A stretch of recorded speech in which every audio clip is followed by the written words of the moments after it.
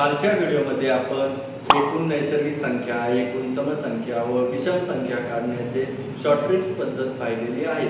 आजच्या व्हिडिओमध्ये आपण नैसर्गिक संख्यांची बेरीज, एकूण समसंख्यांची बेरीज व विषम संख्यांची बेरीज ही सरासरी पद्धतीने कशा प्रकारे काढली जाते व आपला परीक्षेत वेळ कसा वाचवला जातो हे पाहणार आहोत।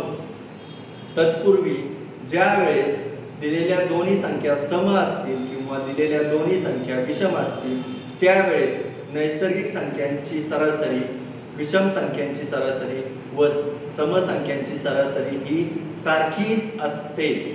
जर दिलेल्या दोन्ही संख्या सम असेल त्यावेळेस समसंख्या ही विषम संख्यापेक्षा एकने जास्त असते। या उलट ज्या वेळेस दिलेल्या दोन्ही विषम संख्या असतील त्यावेळेस विषम संख्या ही वरील नियमाप्रमाणे मी आता तुम्हाला हे उदाहरण सोडून दाखवणार आहे।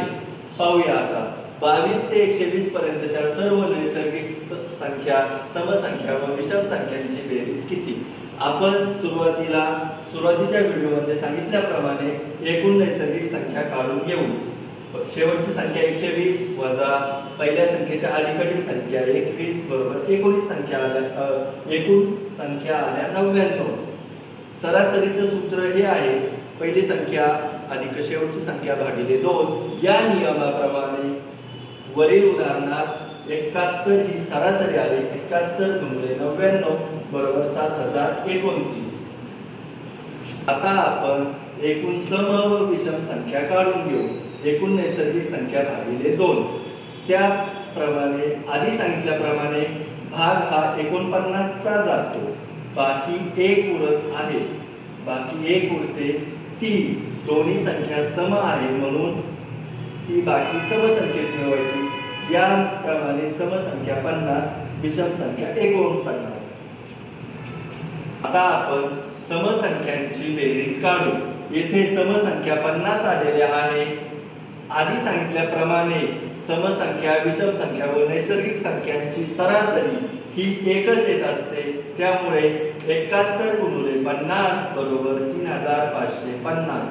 त्याचप्रमाणे आता आपण पुढे गुणाकार न करता इथे पहा समसंख्या 50 आणि विषम संख्या 49 आहे म्हणून विषम संख्यांची बेरीज काढताना समसंख्यांच्या बेरजेतून सरासरी वजा केली तर आपल्याला विषम संख्यांची बेरीज मिळते।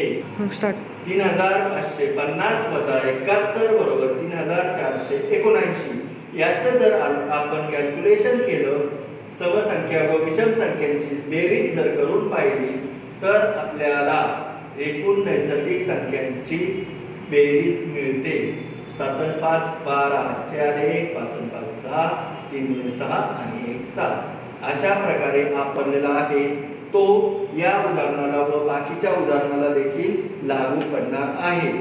आपण दोन्ही विषम संख्या दिलेल्या असतील त्यावर एक उदाहरण घेऊ। सूत्राप्रमाणे किंवा शॉर्ट ट्रिक्स प्रमाणे आपण दुसरे उदाहरण हे विषम संख्यावर आधारित घेणार आहे व या उदाहरणात आपल्याला 31 ते 71 पर्यंतच्या सर्व नैसर्गिक संख्यांची, समसंख्यांची व विषम संख्यांची बेरीज विचारलेली आहे। नैसर्गिक संख्यांची बेरीज काढू। एकूण नैसर्गिक संख्या 71 वजा 30 बरोबर 41 आल्या आणि 31 ते 71 पर्यंतच्या सर्व संख्यांची सरासरी ही 51 येते। त्यामुळे 51 गुणिले 41 बरोबर 2091। त्यानंतर आपण एकूण सम व विषम संख्या काढून घेऊ। 41 भागिले 2 बरोबर 20। भाग हा 20 चा गेला, बाकी 1 उरली। दिलेल्या दोन्ही संख्या विषम आहे त्यामुळे बाकी ही आपण विषम संख्येत मिळवतो। त्यामुळे आपल्याला इथे समसंख्या 20 व विषम संख्या 21 मिळाल्या आहे। इथे विषम संख्या जास्त आहे त्यामुळे सर्वप्रथम बेरीज आपण विषम संख्यांची काढून घेऊ। 51 गुणिले 21 बरोबर 1071।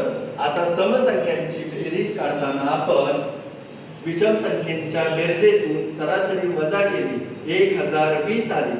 1020 अधिक 1071 बरोबर 2091. ही शॉर्ट ट्रिक्स तुम्हाला कशी वाटली ती तुम्ही नक्की कमेंटमध्ये सांगा व पुढील व्हिडिओमध्ये आपण एक सम व एक विषम संख्या असताना त्यांची समसंख्या व विषम संख्यांची बेरीज कशा पद्धतीने काढली जाते ते पाहणार आहोत.